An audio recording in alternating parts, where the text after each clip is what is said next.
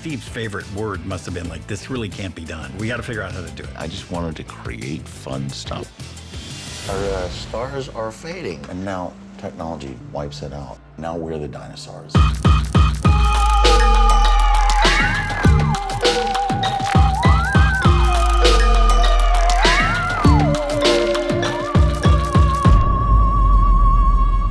What's up, guys? It's Katie Hettenbach, and this is Katie Afraidy, a horror movie review podcast where we chat with comedians, actors, filmmakers about what scary movies, obviously. And today, shit's about to get spooky because we have a Zoom episode. Don't worry, we'll be back in person next week. But for now, enjoy Rubberhead with director Nick Taylor. Seriously, this is the first documentary I've had on the pod, and it's so freaking good. I cannot wait for you guys to see it. Seriously. So enjoy this interview. Well, congrats on the doc. Oh my God, thank you so much. Bravo. I really appreciate that. Thank you. So why cover Steve Johnson now? Oh, wow. It's a good question. Well, it wasn't intended to be now. We worked on this a really long time. I think a doc typically takes 3 to 4 years. Ours took 7, Wow. Given the indie nature of it, given the fact that we spent a long time pitching it, and it was a very comprehensive story to research and tell. In terms of why now, there was just this very lucky sort of turn of events where this happened to come out right at the advent of AI encroaching on industry. And I think we don't talk about AI in the movie, but I think it just very naturally told this story of a lot of anxiety that artists and craftspeople are having with AI, because this is very much about somebody who spent decades of their life an obsession honing their craft, only for CGI to upend it, basically. So we feel I'm really glad it's coming out when it's coming out, because it just thematically feels really, really relevant. But as far as why Steve, I mean, I've always been a big practical effects fan, and I've always been a big fan of his. And it's funny, like I feel like a lot of horror fans might feel the same way. When I was young and I was into all these, wild, crazy monster movies, I didn't know why. I don't think any of us really know why at a young age, but we're drawn to these things. And I didn't have too many friends who were into it. So I felt a little bit like an outsider. I had a couple friends who would sit and watch scary movies with me, and they would just tolerate it. But they weren't fucking into it the way that I was. So I always felt like a little bit of an outsider. I wasn't sure what to think about the sort of dark sensibility that I had. And it made me like a little insecure, actually, and like a little lonely. And then I saw Steve and Linnea on Scare Tactics at a young age. And I was like, oh my God, there's this kind of cool, strapping guy who does this for a living, who does all the crazy monster and bloody stuff that I love. He does it for a living, and he's super successful. He's got a gorgeous wife. He is just living this rock star life. So this thing that I love is valid. Steve kind of validated me at a young age. He was a hero of mine and kind of like a spiritual mentor in that way. So to be able to get to do this movie about him is personally very meaningful as well. That's amazing. One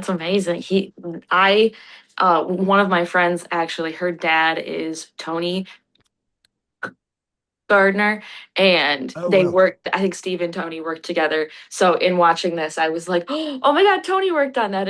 So it was just cool to see the crossover. And I'm not from the film world in that way, like with special effects, makeup, and effects and all that stuff. It's so cool. So I'm learning so much. And oh, great. And I have to say also, I am not usually drawn to docs. Like when I'm sitting down to watch something, I'm not going to turn on the doc. I'm usually going to turn on a horror movie, Yeah, you and me both. Although I do love certain docs. But anyway, yeah. But the way this was cut, the way, like the pacing, obviously, the subject matter, bravo, because you kept me engaged, sometimes scared, okay, certain parts, but we won't talk about them. You'll have to watch the movie. But what was like the thought process behind, the pacing and the editing of the film? I did want to do something that would appeal to non-doc fans because I enjoy a good documentary here and there. I'm not particularly passionate about it as a cinematic art form. Mhm. I never had any ambition to make a documentary until I got to know Steve and got to know his story. And then I thought somebody's got to make this. And I wanted it to basically check the boxes of a documentary, but feel like this kind of fun, rapid Rick and Morty episode almost. Mhm. I wanted it to be fun and engaging and humorous. I had seen a documentary called Supermensch a few years Okay. ago about Shep Gordon. Mike Myers directed it of Wayne's World, that Mike Myers, not Michael Myers of Haddonfield. What? I didn't know he was an editor. That's crazy. And a director? Wow, good for Right, him. right, yeah. But yeah, Mike Myers directed this. It's a wonderful documentary, but it had this fast pace and this humor to it, and it was so rewatchable. Usually, you watch a Mhm. documentary, you're not going to watch it twice. I watch Supermensch probably once a year because it's Wow. so fun, and it's just there's lessons in that movie that I want to remind myself of. But that movie was like very much a blueprint for documentaries can be super entertaining and super meaningful and super rewatchable. So I wanted this to be rewatchable. I kind of wanted Steve's life story is just so packed with so many stories and so many movies and so much stuff. We could have done a series probably if we Mhm. had the opportunity, but I wanted this to be so packed with stuff that you kind of need to see it more than once to really see and get everything. So I think from day one we wanted something that was rapid and humorous, but like some initial edits were just that, and we kind of had to slow it down, and we had to really think about pacing and emotional beats and stuff like that. But very much attributed to the editor on this project, Joseph Krings, who did a wonderful job. He did Supermensch, so Mhm. I stalked him for years until he agreed to do my movie, and here we are. So yeah, the editing is very, very important, and luckily with Joe. I'm obviously a huge horror fan. I'm a huge Mhm. effects fan. Joe is not. Joe is more of a cinema fan. Like he had never seen American Werewolf in London or The Howling. He Mhm. watched all of these movies before doing this movie, so he really kind of journalistically understood horror, but he's not a fan. So that counterbalanced me really nicely because there were scenes Mhm. that he's like, all right, this shit is really cool, but it doesn't move the story forward. Mhm. So the collaboration, he kind of kept me on the rails in a really good way and gave the movie a cinematic integrity that I probably, it left to my own devices, would have made a fan documentary, which I didn't want this to be. So I think it was a wonderful collaboration with Joe in that regard. That's awesome. That's awesome. Yeah, it definitely could have been. I mean, you're as an editor, you're like, this is gonna be awesome. Like, what if we had this like 42-minute shot of you're like, we don't need that. Yeah, it was What a if lot of we that. what we might, maybe in the director's cut, Yeah, you know? or And I special also features. right, exactly. Or both, all of it. Yeah. Yes. I also loved, not, this doc is like sex, drugs, rock and roll, basically. Hmm. And the fast pacing, is a part of the cocaine and the lines. I was like, oh, and it's going faster because of the drugs. And I was like, this is so smart. So good job. Thank you. Thank you. I appreciate So that. fun, so fun. So obviously you're a fan of Steve's. Out of all of his movies, what is your favorite? Oh, wow. Yeah. Well, you can go with practical. Yeah, I'll give you two options because I know it's hard to Sure. like list one. So favorite movie just in general, and then Hmm. practical effect because I know sometimes those don't go hand in hand. Sure. The two that come to mind, I mean, yeah, I feel like it's a cop out to say Ghostbusters because that would be Mhm. everybody's, but I love Fright Night so much. And I love Tom Holland, who directed it, not Mhm. Spider-Man, but Tom Yes. Holland. And I love everything about that movie. I love the werewolf that Steve designed, the Evil Ed werewolf. And he's kind of Mhm. this, it's like he goes from being an awkward teenager to being an awkward werewolf. He's kind of like this almost Great. pimply, like awkward middle phase werewolf. He's not fully formed. It's not American Werewolf in London, Rick Mhm. Baker werewolf. He's as awkward as a werewolf as he is as a teenager. And I thought that it was such a cool choice. And just everything about the movie I absolutely love. And the effects are wonderful. I think Freaked is an incredible movie in so many different ways. I don't think enough people talk about it. Mhm. And the work that Steve and his studio did, Bill Corso worked on that very closely. I think that's some of the most exciting work that came out of Steve's studio. The stuff in Freaked was really exceptional. So I would say Freaked and Fright Night. Freaking Fright Night. Yeah, I Yeah. just saw Fright Night for the first time. Then Oh wow. I saw the 2011 first, Oh and damn. then for my Oops. podcast, I to be fair, I think Not terrible. it's for a remake. I think it might be the best remake. It's not bad. It's pretty good. I For wish they making did modern. practical effects. There's a Yeah, couple digital shots. I'm like, oh, come on, yeah, they guys. don't hold up very well, but Right.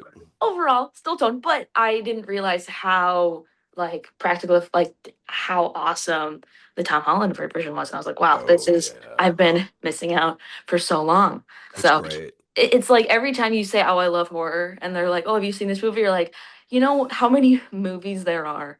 Hmm. Yeah, we So all have the many. like embarrassing one that we haven't seen yet. Like, I don't like to tell Hmm. people I haven't seen Black Christmas. Oops, I just admitted that. Uh-oh. And I'm gonna Uh-oh. clip it. And I'm gonna clip it.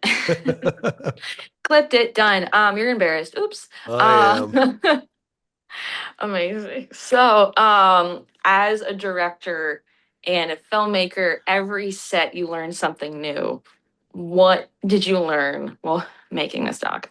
Oh, well, I think every time I tried to save money on hiring someone, it bit me in the ass really hard. The people that you work with, craftspeople, what they cost, they typically can charge that for a reason, and it Hmm. ultimately saves you money in the long run. Because if you work with an exceptional editor, you'll get it done in half the time, and it'll be twice as good, you know. And same thing with a good DP and a good whatever. Like it is a very inconvenient truth of filmmaking, but yes, there are corners you can cut for sure. There's expenses that are you don't need to make, but in terms of the people that you work with, yeah, you absolutely get what you pay for. And Yeah. I learned that the hard way a few times, but luckily we ended up largely with the people that we did have. All of our core people were just amazing. We had a couple brushes with, some other circumstances and situations. But yeah, it was gently learned. Like I got nipped a couple times, but it Mhm. ultimately I'm very happy with how the movie turned out because all of our core people were amazing and wonderful. And they were not the cheapest people. Some cheaper people were offered to me, and I just is Like, not. So you absolutely get what you pay for. Work with the best craftspeople you can find because they're absolutely worth their weight in gold. And there's a real collaborative element to it. Like I knew where my passion was lying and where my expertise is, but I also knew where my blind spots were with a movie like mhm. this. Like I was too close to certain things. I was too much of a fan, and I was able to sort of surrender to other people like Joe, Mhm. the editor, who I was able to keep certain things on rails and being able to not, yeah, I had a pretty strong vision for the movie, but there were certain things I struggled to figure out. And you can, with the right people, they can help you figure that out. You just have to be open to it. So I would say collaborate, but work with the best people you can afford. Mhm. And if you try to save money too much on the right craftspeople, your movie Yeah. will be hurt. Yeah. There's exceptions, of course. There's Mhm. exceptions, and there's people who haven't quite gotten to the point where they can, charge a ton of money yet, and they're just these Mhm. diamonds in the rough, and they're absolutely worth seeking out. But Totally. yeah, just work with the right people. It makes such a difference. Mhm. That's good. Well, that's good advice too. So my podcast, Katie Afraidy. I'm a Mhm. comedian and I chat with other comedians about horror movies, all that jazz. So I have a couple silly ones for you, and then we'll All get, right. not even silly ones, just what I always ask. What was the first movie to scare you, horror or not? Okay. I feel like we all have like gateway horror Mhm. movies that were like way too intense for us. Some of the Mhm. classics are definitely that sequence with Judge Doom in Roger Rabbit when he Mhm. becomes a toon and his eyes pop out and you're like, as a child, whoa, what the fuck is Yeah. happening here? That movie goes from so funny to absolutely just gut-wrenchingly terrifying Yeah. out of nowhere.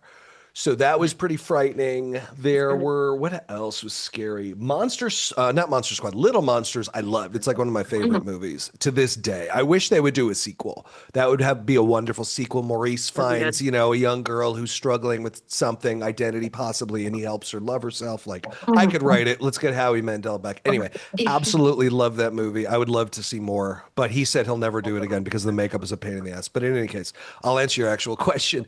Yeah, there's a couple sequences in that are really terrifying. And I loved that Gateway Horror would give you these really fun movies, but they would push you a little further than you were comfortable with. So those were some gateway ones. Jaws definitely scared me. I surf, but to this day, every time I'm in the ocean, you're always thinking about Alex Kittner, R.I.P. I'll pour some, this is to Alex Kittner. But in any case, what else? Oh, I somehow saw the movie House as a child. It was like a strict no R-rated movies, and I accidentally mixed up the rating of House 2 and House and thought House was PG-13 and rented House. That gave me nightmares. I checked out. Yeah. Poltergeist absolutely terrified me too. So Totally. yeah, there's a bunch of them. I've asked that to everybody, and I've never heard somebody say Roger Rabbit. So Oh, really? You haven't got Judge Doom yet? No, Oh, I've man. never gotten that. So I've got Ernest Scared Stupid a lot. I think that's like the most That scared me oddball. too. Yeah. Forgot about that one. And it's Yeah. it's the best Ernest movie by far. It's great. I've only seen that one, but You can stop there. Ernest Saves Yeah. Christmas is fine, but no, Scared Stupid is the best one. Yeah, and it's scary. Yeah. So I have two more things for you as we're quickly wrapping up. What do you want people to take away from this talk?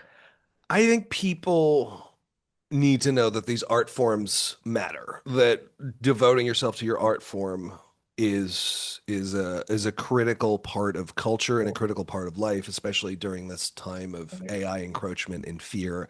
And I think that we need to realize that these crafts people that make things with their hands, that obsessed the humanity that they put into, in the case of sculpting and effects makeup, every little crease, everything came from something meaningful in them as a person. And since they're channeling their own humanity into their art through their hands, that work matters. And it's so important. And we have to keep these cultures and these art forms alive. And it's been very heartening to see that a lot of, especially horror filmmakers now, are very into practical effects and very insistent that they do practical things. But yeah, it's practical, but also other things like painting and other art forms where people do things by hands. I actually think in this age of AI, there's going to be a premium on that because we're going to be so just annoyed with all of this art that people can quote unquote, that people can generate, that there's going to be a premium on like what human beings are capable of doing with their hands. But I think, yeah, practical matters, real art coming from real people, coming from decades of obsession and craft matters. Yes. I totally agree. And we have like 30 seconds left. Oh, so okay. I have to ask you this one final thing. Do you think Sure. audiences will be afraidy or not afraidy of your dog? I don't think they'll be afraid. I hope they're inspired. I wanted this to be something that creatives of any stripe, whether you're a practical effects makeup artist, a filmmaker, a painter, a writer, anything, I want people to be creatively inspired. So I tried to make this something somewhat inspirational as well as a cautionary tale. So I don't think they'll be afraid. I hope they'll be inspired-y. Perfect. Inspired-y. We love that. Well, thank you so much for chatting with me today. Thank you for the kind words. So nice meeting you. So nice meeting you. We would like to give a huge thanks to a few of our sponsors. Filmcraft Studio Gear, where you can get any gear you're looking for all production needs. Go to filmcraftla.com or you can find them at filmcraftla on Instagram. And of course, a big shout out to Fangoria. Want a copy of a Fangoria magazine? Use code Katie Afraidy 25 for 25% off. Katie Afraidy 25 for 25% off.